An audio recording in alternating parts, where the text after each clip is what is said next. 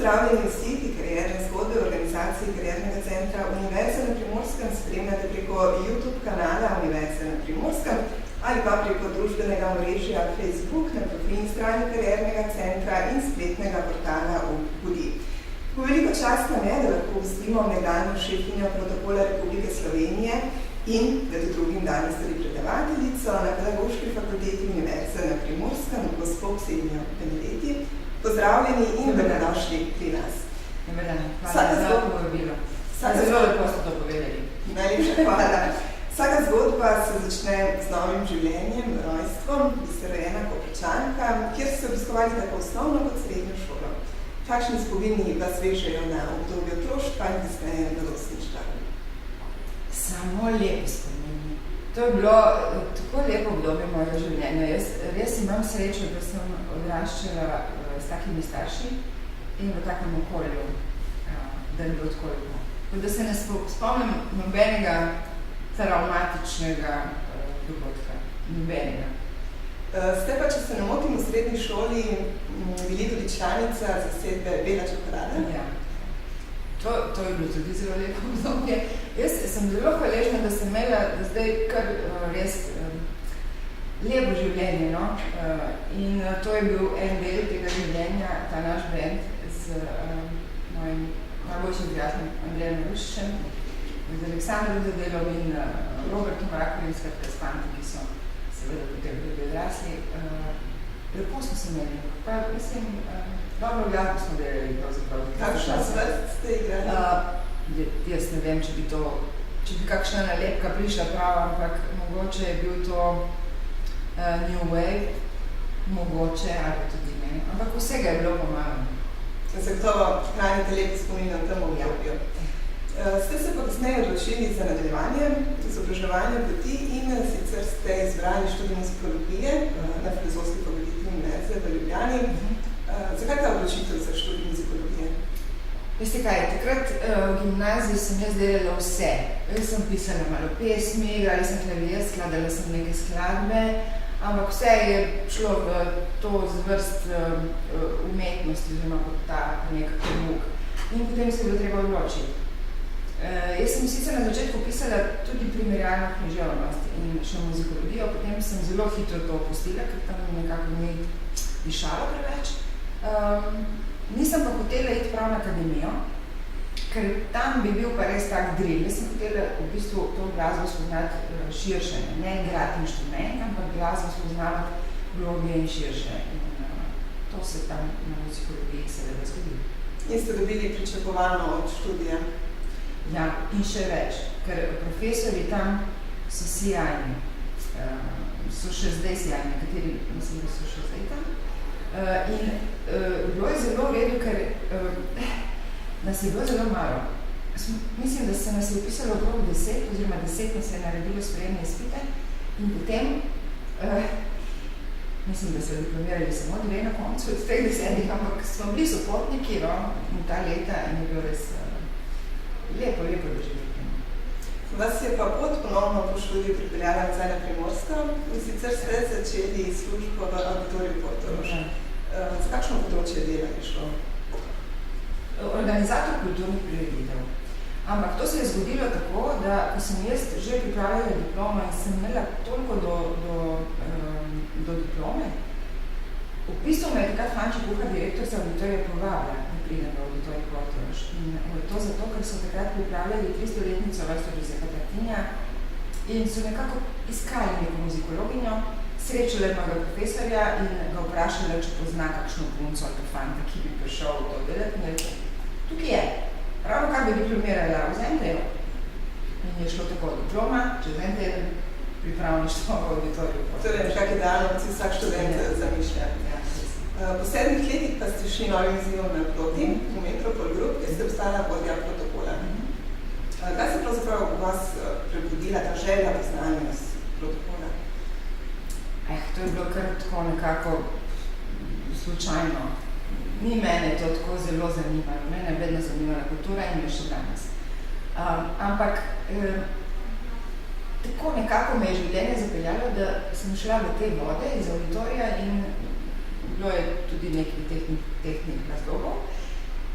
Ampak to se je kar zgodilo. In potem sem navržena v to vodo, takrat, tam sem bila 2 leti, na kar sem sprejela to povabilo iz Ljubljane.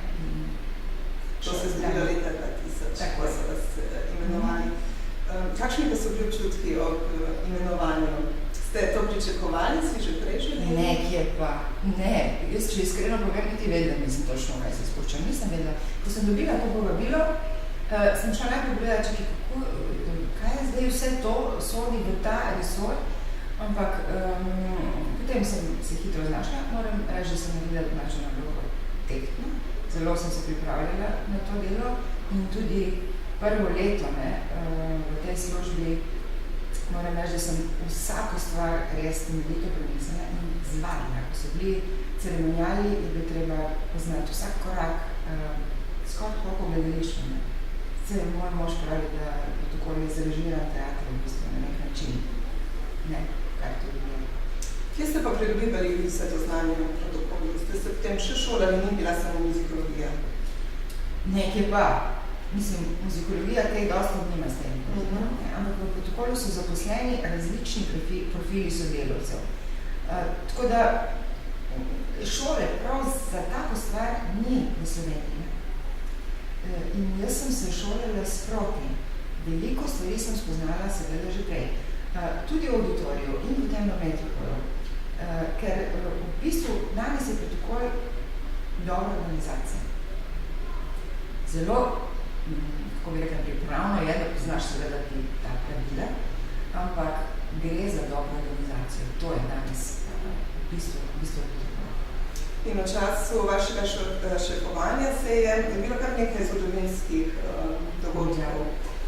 So jih prešteli 5000. Ne zgodovinskih verjetno ne, ampak vseh skupaj. Ja, zdaj, ko sem odhajala, smo dali skupaj vse dogodke, ki so prišli, smo prišli do te številke. In zagotovo za izpeljavo vseh teh dogodkov je potrebna dobra organizacija, dobra ekipa, znanje? Dobra ekipa. Pa ste ključna. Ste vi prišli do te točke v vsem tem času, kar ste bila vodja protokola, da bi preprosto odnehali, naj si bo zaradi pritiskov, utrujenosti, kakšnega razloga? Nekajkrat. In kako ste premagali vse te občutke? Tako da se je potem življenje zavrtelo malo in je potem sem tudi kakšen dan prespala, malo bolj globoko vdihnila, razmislila in potem je šlo to naprej. Sem imela pa resen pomislek ob koncu predsedovanja in po obisku britanske kraljice. Že z eno nogo sem v bistvu hotela nekaj drugega početi, pa takrat mislim, da ni bil čas za to. Ne pri meni osebno in ne nasplošno. Ker je prihajala ta kriza, se jo je že čutila in sem se potem premislila. Zdaj sem pa tehtno razmislila. Zdaj, v bistvu me je do mogoče leta 2015 življenja malo samo zapeljalo. Auditorij se je zgodil, metropol se je kar zgodil, nisem nič iskala. In tale služba, prejšnja šefina protokola, se je kar zgodila. To, da sem prišla pa sem v Koper za predavateljico in da obenem ustanavljamo skupaj s pedagoško fakulteto tudi Akademijo za osnovni protokol, to pa se ni kar zgodilo. To je bilo pa tehtno, premišljeno in kar dolgo časa sem se s to mislila, preden sem rekla, ja, gre. Če bi ocenili vaše vodenje, kakšna vodja ste bila? Zagotovo bi morali sodelavce vprašati, kakšno oceno bili se? Ne, to pa ne bo šlo. Ne, to res morajo povedati sodelavci, to bi morali nam povedati.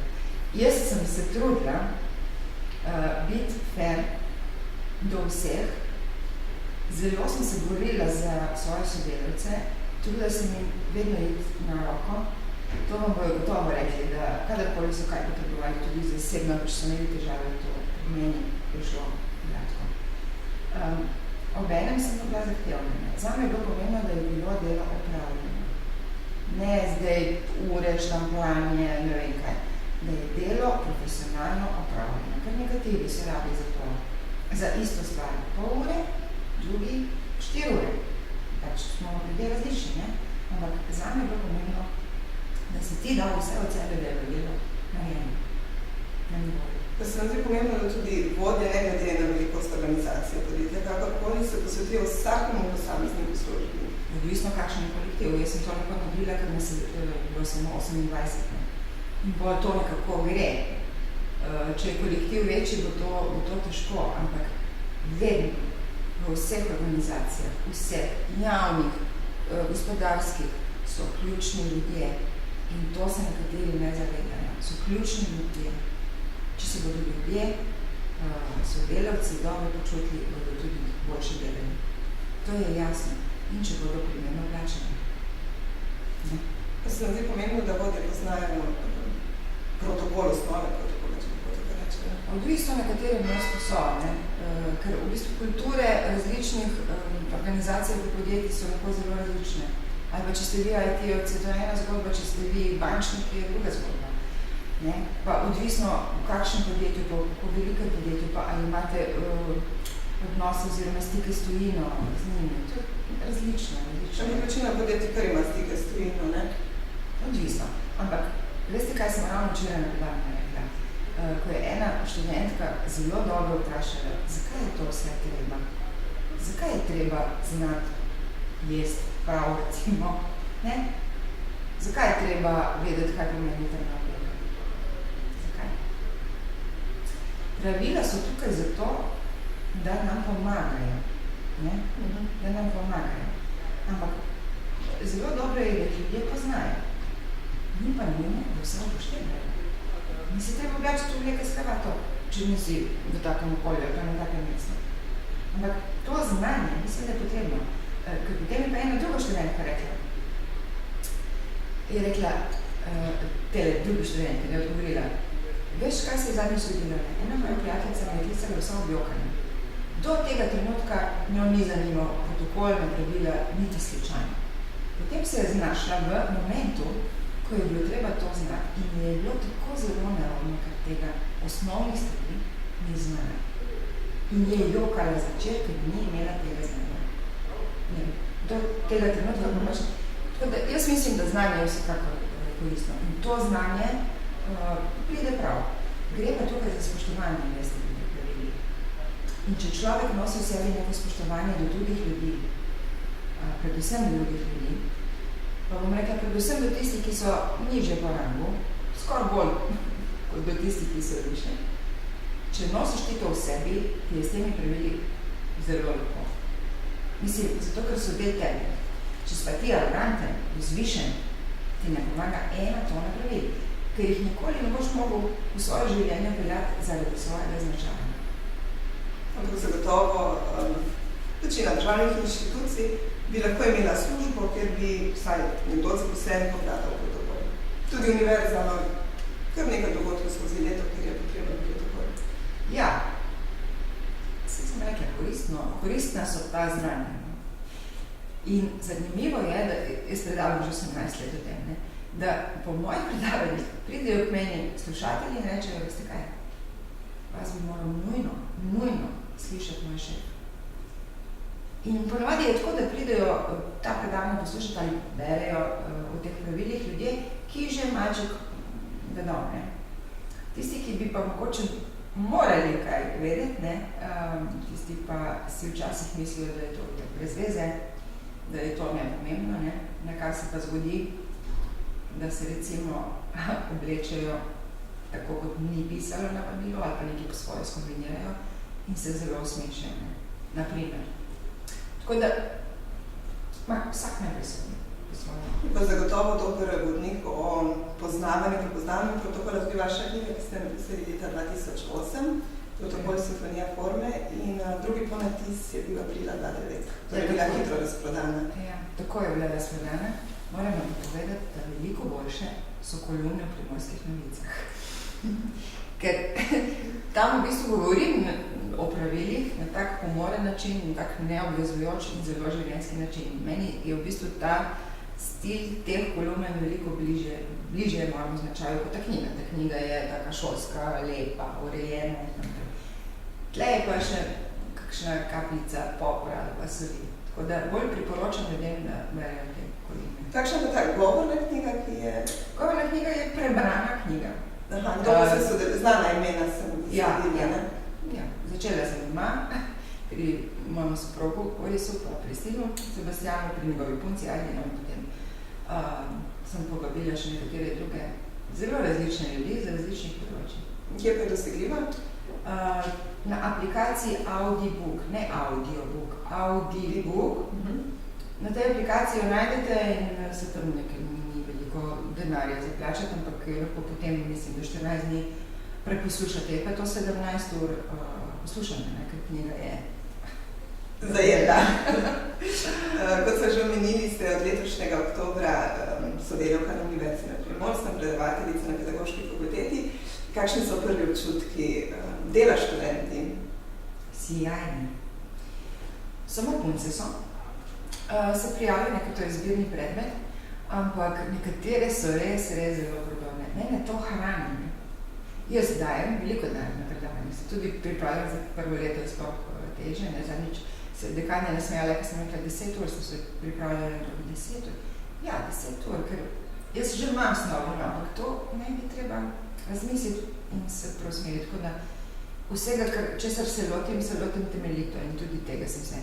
Ampak hočem povedati, da vsa ta energija, ki jo vložim v to, jo dobim nazaj. Ni veliko študent, malo se prijavljam, ampak to ni pomembno. Tiste, ki so res so zelo, zelo In na kakšnem odnosu gradite študenti? Odprtem. Jaz upam, da se oni tudi tako počutijo. Zdaj, skupaj smo mesec pa pol, ampak res upam, da se tako oni počutijo. Jaz tudi v prejšnji službi sem vedno imela odprta vrata. Tako fizično kot simbolno. V januarju 2019 pričenjate z Akademijo protokola. Koliko časa ste delali na tem projektu? Je tudi že razprodano, ne? Ja. Zimski rok je razprodan. Ja, kar dolgo časa. Začela se je tako v moji glavi, potem sem se pa za dekanjo doktorico Maro Cotič pogovarjala o tem in smo nekaj predajmo to nekako narediti, ne. Zdaj, treba je bilo to narediti v Ljubljani, ne. Žal, mogoče bomo kdaj kasneje tu, prosili so me že v Mariboru, da bi tudi tam nekaj takega naredila, ampak jaz tudi, kako bi rekla, zmorem, koliko zmorem. In si ne želim zdaj v svoj nahrbnik dati preveč, ampak počasi. Ta termin je zdaj razpredan, delamo že jesenskega in mislim, da bo to kar tako v redu projekt, res v redu projekt. No. Na koncu udeleženci tudi prejmejo certifikat. Ja, certifikat znanja, ker je izpit, ker je obvezna prisotnost in je zelo zares.